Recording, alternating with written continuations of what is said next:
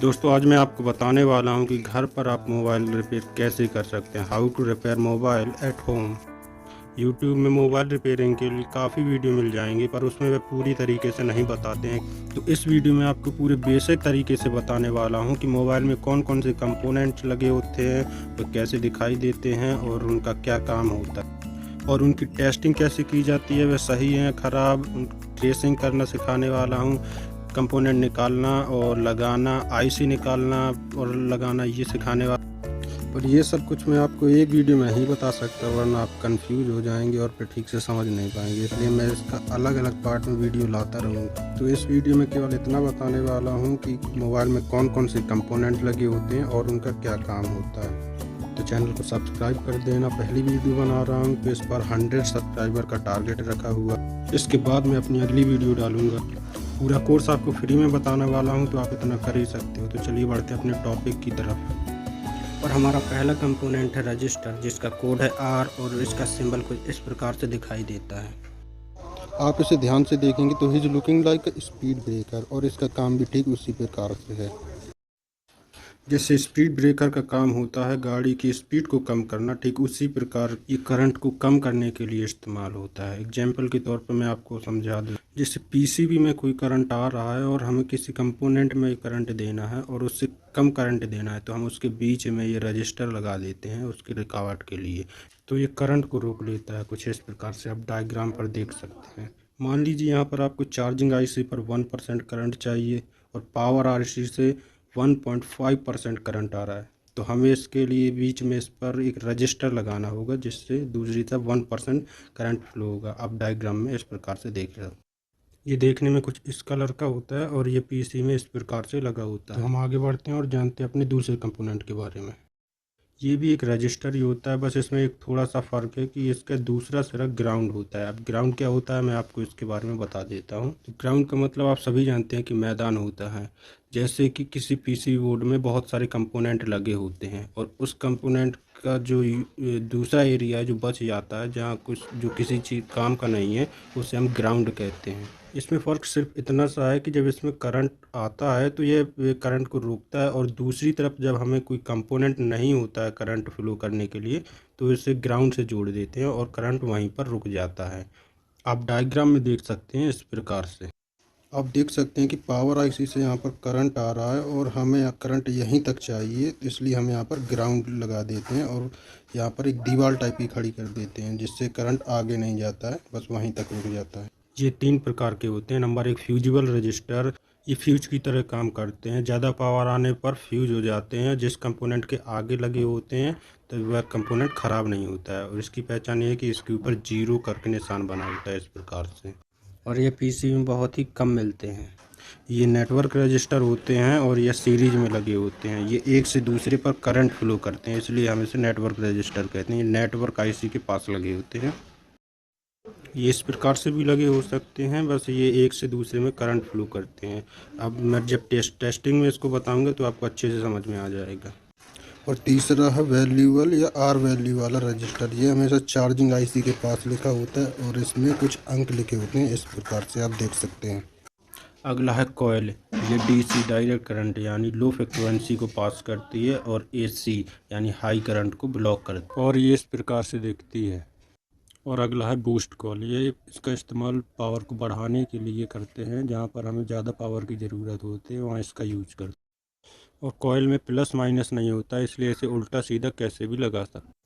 अगला है कैपेसिटर, जिसका कोड है सी और सिंबल आपको दिखाई दे रहा होगा इस प्रकार से। ये हाई करंट को पास करता है और लो करंट को रोकता है। इसका दूसरा सिरा इस प्रकार से ग्राउंड से जोड़ दिया जाए तो एसी करंट में आने वाले कचरे को ये ग्राउंड करता है। ये देखने में कुछ इस प्रकार का होता है। अगला है पोलराइज कैपेसिटर। ये एक तरफ पूरा ब्लैक या पूरा येलो होता है और एक पट्टी में ये हल्का सा वाइट या ब्राउन होता है। जो पट्टी वाला सिला होता है वो प्लस का होता है और येलो वाला माइनस का होता है। ये चार्जिंग को स्टोर करने के लिए यूज किया जाता है। यह है नॉन पोलराइज कैपेसिटर। इसमें प्लस माइनस नहीं होता, इसे उल्टा सीधा कैसे भी लगा सकते हैं। अगला है डायोड। इसका ए यानी एनोड वाला हिस्सा प्लस होता है, के यानी कैथोड वाला हिस्सा माइनस होता है। यह एसी को डीसी में यानी कि हाई फ्रिक्वेंसी करंट को लो फ्रिक्वेंसी करंट में बदलता है। ये देखने में कुछ ऐसा होता है और इसका कोड डी होता है। इसका दूसरा सिरा ग्राउंड से जोड़ दिया जाए तो ये फ़िल्टर का काम करता है।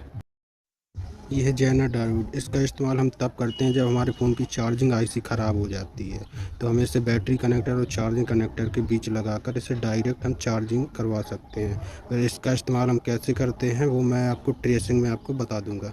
अगला है हमारा एनपीएन ट्रांजिस्टर। इसमें 3 पिन होते हैं, जिसमें से 2 एन वाले पिन नेगेटिव होते हैं और एक पी वाला पिन प्लस का होता है, यानी पॉजिटिव होता है। इसमें हम एमीटर से 1% करंट फ्लो करते हैं। ये करंट एंड कलेक्टर से तब पास होता है जब हम बेस पर 1.5% यानी उससे ज़्यादा करंट फ्लो करें। अगला है हमारा पीएनपी ट्रांजिस्टर। इसमें 2 पिन प्लस के होते हैं और एक माइनस का होता है।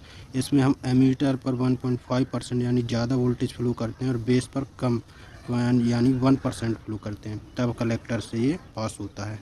और ये दोनों ही स्विचिंग का काम करते हैं। इसमें से एनपीएन ट्रांजिस्टर ज़्यादा बेहतर स्विचिंग करता है और ये दोनों में देखने में एक ही तरह के होते हैं, इस प्रकार।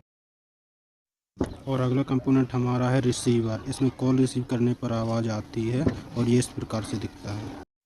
अब हम बात करते हैं वाइब्रेटर की, जिसका कोड है एम और ये फ़ोन को वाइब्रेट करने का काम करता है। अगला कंपोनेंट है माइक और इसका इस्तेमाल हम तब करते हैं जब हमें अपनी आवाज़ एक जगह से दूसरी जगह पहुंचानी होती है, जैसे जब हम किसी को कॉल करते हैं।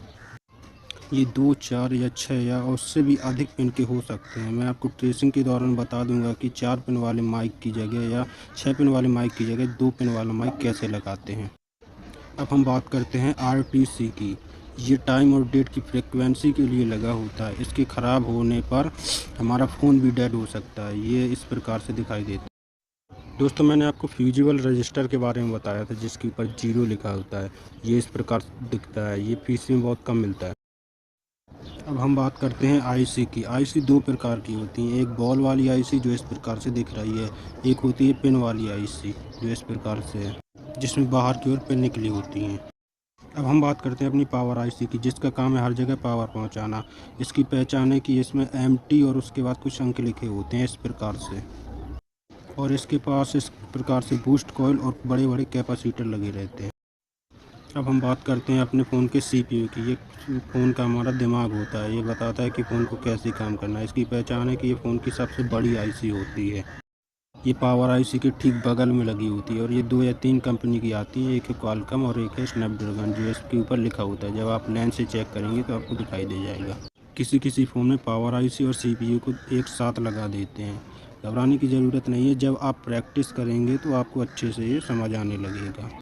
वो कहते हैं ना कि practice make man of perfect. बस आप इस सबको कागज़ या कहीं पर नोट करके अच्छे से इसे पहचानने के लिए, आपके पास ख़राब कोई फ़ोन या पीसी पड़ी हो तो आप उससे इस कंपोनेंट को पहचानने की कोशिश करिए।